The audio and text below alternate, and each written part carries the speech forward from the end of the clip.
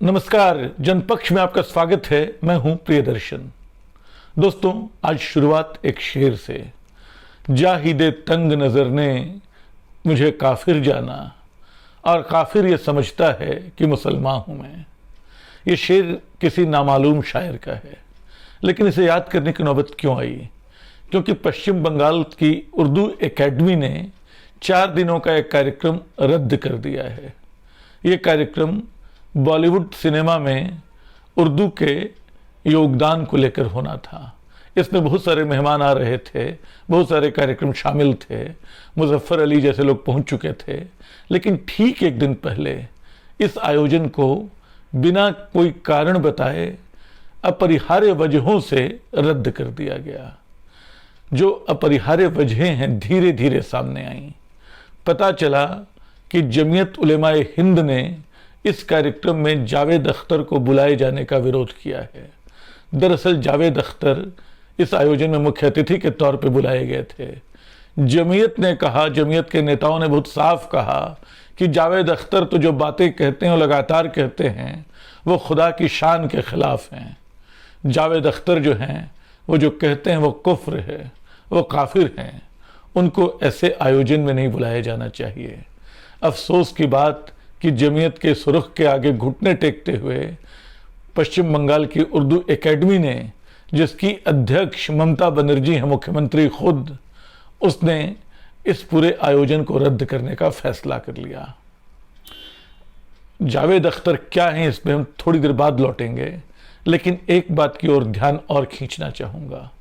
जो कार्यक्रम उर्दू एकेडमी कर रही थी, क्या वो कोई धार्मिक आयोजन था? क्या जमीयत को अगर एतराज़ था कि वो अल्लाह की शान में, खुदा की शान में सही बातें नहीं कहते जावेद अख्तर, तो उनको किसी धार्मिक आयोजन में नहीं बुलाते? ये एक साहित्यिक आयोजन था। उर्दू किसी एक धर्म की भाषा नहीं है, उर्दू मुसलमानों की भाषा नहीं है। उर्दू का इस देश की साझा संस्कृति से बहुत गहरा रिश्ता रहा है। उर्दू इस देश की बुनावट का हिस्सा है। उस उर्दू को आपने जबरन सांप्रदायिक भाषा के तौर पे चित्रित करने की कोशिश की। और जावेद अख्तर काफिर कहाँ के हो गए? उनके बहुत सारे यूट्यूब पे उनके बहुत सारे भाषण पड़े हुए हैं, लगातार उनके वक्तव्य पड़े हुए हैं। बहुत खुला मिजाज उनका है, बड़ी साफगोई से बात कहते हैं। तो ऐसा नहीं कि उन्होंने ऐसा कुछ कहा। बेशक वो मौलवियों के खिलाफ, मुल्लाओं के खिलाफ, कठमुल्लों के खिलाफ, पंडितों के खिलाफ भी, सांप्रदायिक ताकतों के खिलाफ भी, जो दोनों तरफ की हैं, वो लगातार बोलते रहे हैं। मुझे कई बरस पहले वंदे मातरम को लेकर उनका एक बयान याद आता है, जब उन्होंने कहा कि अगर कोई कठमुल्ला मुझे वंदे मातरम गाने से रोकेगा तो मैं ज़रूर गाऊंगा, और अगर कोई पंडित मुझे कहेगा कि ना वंदे मातरम गाओ तो मैं किसी सूरत में नहीं गाऊंगा। इसी तरह आपको याद होगा कि एक बार पाकिस्तान गए थे, वहाँ लोगों ने पाकिस्तान में मुसलमानों की स्थिति, भारत में मुसलमानों की स्थिति को लेकर कुछ कहना चाहा। जावेद अख्तर ने सबका मुंह चुप कर दिया था।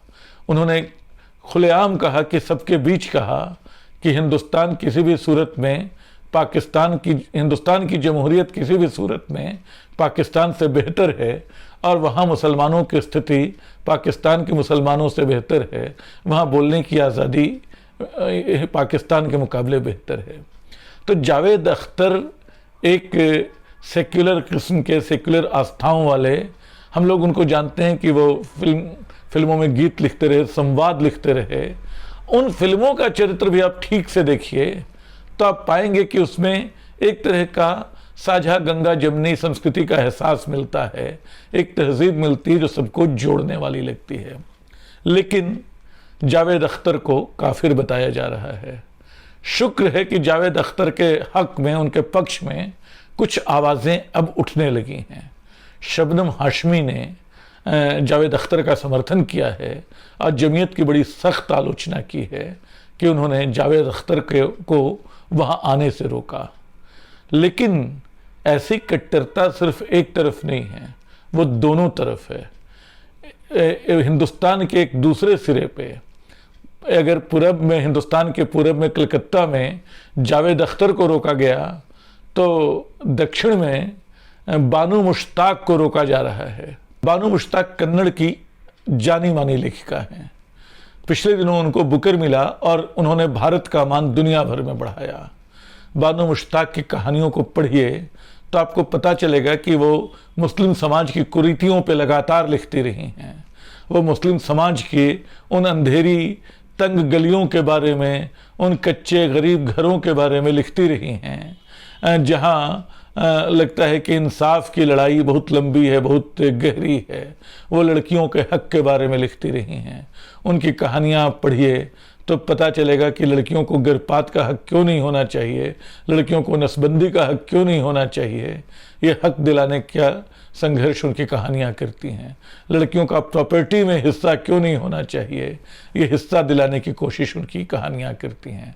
वो लड़कियों के साथ हो रहे अत्याचारों की बात करती हैं। वो कहीं से ऐसी लेखिका नहीं है जो मुस्लिम कठमुल्लेपन को या किसी भी तरह के कठमुल्लेपन को बढ़ावा देती हूँ। वो एक असुविधाजनक लेखिका है अपने समाज के लिए भी, वो लड़ती रहती हैं।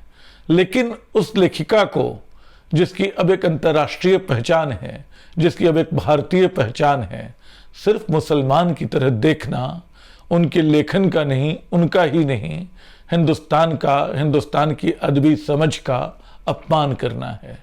वहाँ उनको कर्नाटक में दशहरे के आयोजन में मुख्य अतिथि के तौर पे कर्नाटक की सरकार बुला रही है। इसका विरोध शुरू हो गया है कि वो तो मुसलमान हैं, उनको इस कार्यक्रम में क्यों बुलाया जा रहा है। तो क्या हम जावेद अख्तर को काफिर और बानू मुश्ताक को मुसलमान मानते हैं? क्या हमारी समझ इतनी संकरी होती जा रही है? जब मैं ये बात कर रहा हूँ मुझे एक और मुसलमान की याद आ रही है जिसका नाम था राही मासूम रजा। इसलिए याद आ रही है कि 1 सितंबर को जब ये रिकॉर्डिंग में कर रहा हूँ तब राही मासूम रजा का जन्मदिन है। राही मासूम रजा ने आधा गांव जैसा उपन्यास लिखा। किताबें और भी लिखी, मैं उनकी चर्चा कर सकता हूँ लेकिन अभी उसको रोकता हूँ। आधा गांव उपन्यास है जो एलीट मुसलमानों के मुकाबले जो औसत आम मुसलमान थे हिंदुस्तान में, जो विभाजन को देख के समझ नहीं पा रहे थे कि उनका क्या होगा, वो किधर जाएंगे, उनको कहीं जगह मिलेगी या किस तरह जगह मिलेगी, उसकी बड़ी यथार्थवादी दास्तान उन्होंने लिखी। और उन पे अश्लीलता का आरोप लगा कि उनके उपन्यास को जोधपुर विश्वविद्यालय से बाहर किया गया। और वही राही मासूम रजा उन्होंने बाद में महाभारत जैसा सीरियल लिखा। महाभारत वो सीरियल है जो देखते हुए बड़े आस्थावान हिंदुओं की आंख छलछला जाती है। रामायण और महाभारत उनकी आस्था के अंग हो चुके हैं। तो वो लिखते हुए राही मासूम रजा को मुश्किल नहीं हुई। जावेद अख्तर को अपनी सेक्युलर इमेज के साथ तमाम धर्मों की बात करते हुए, तमाम शायरी की बात करते हुए मुश्किल नहीं हुई। बानू मुश्ताक को अपने ही समाज के खिलाफ जाकर लिखने में परेशानी महसूस नहीं हुई। लेकिन हर तरफ कट्टरताएं एक दूसरे का पोषण कर रही हैं। कठमुल्लापन एक दूसरे का मददगार बना हुआ है। यही वजह है कि कलकत्ता में जावेद अख्तर को रोका जाता है तो पश्चिम बंगाल, तो कर्नाटक में बानू मुश्ताक को, एक तरफ के कट्टरपंथी वो हैं जिनका वास्ता जमीयत जैसे संगठन से है, तो दूसरी तरफ के कट्टरपंथी वो हैं जो हिंदू संगठनों से आए हैं। शुक्र की बात, राहत की बात इतनी ही है कि बीच में कुछ लोग हैं जो विवेक की बात, शांति की बात करते हैं, जो समझते हैं कि हिंदुस्तान की असल तहजीब क्या है, हिंदुस्तान में जमहूरियत का मतलब क्या है, वो दोनों के साथ खड़े हैं। काश कि कलकत्ता में ये आयोजन हो पाता, पश्चिम बंगाल सरकार थोड़ा और साहस दिखा पाती, तब जावेद अख्तर को कुछ अच्छी बातें वहाँ कहते हुए सुन पाती। लेकिन क्या कहें, हमारी सियासत कई बार बड़ी घुटना टेको साबित होती है। उम्मीद करें कि कर्नाटक में ऐसा नहीं होगा। कर्नाटक सरकार बानू मुश्ताक का मान रखेगी, अपना मान रखेगी, और ये सब मिलाकर अंततः राही मासूम रजा को एक सच्ची श्रद्धांजलि होगी। मुझे उम्मीद है वीडियो आपको अच्छा लगा होगा। आप अपनी राय ज़रूर दें, आपकी राय से संवाद का सिलसिला बढ़ेगा।